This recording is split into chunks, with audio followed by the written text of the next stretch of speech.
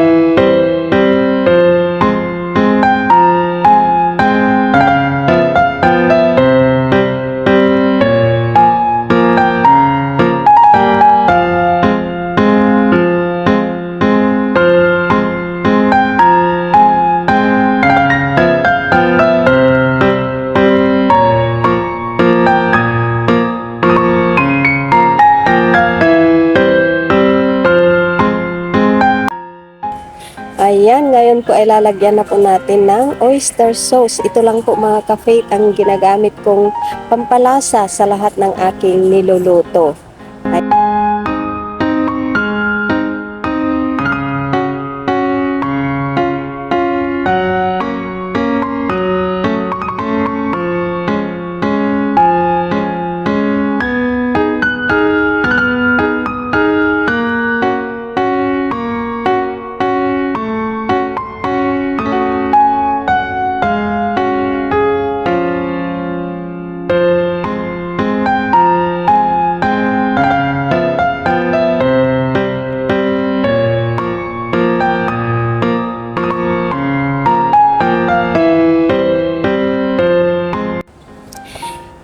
mapapansin nyo po mga ka-faith, hindi ko na po tinatakpan ang ating niluluto. Para sa ganun ay hindi po magbago ang kulay ng ating mga vegetables. Ayan po ang aking diskarte sa aking pagluluto para sa ganun ay look fresh pa rin ang ating mga gulay. Wow, charing!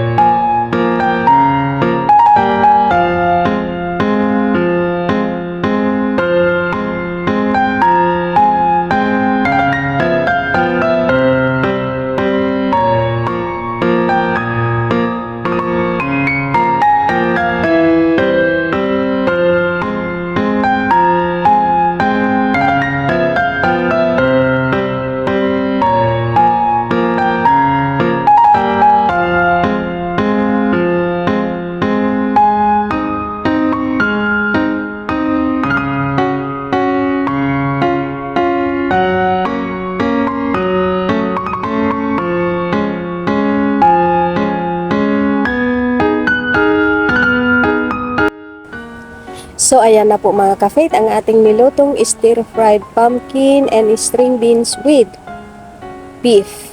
Ayan po, maraming salamat mga ka-faith sa inyong panonood. Salamat at nakarating kayo sa dulo ng aking video.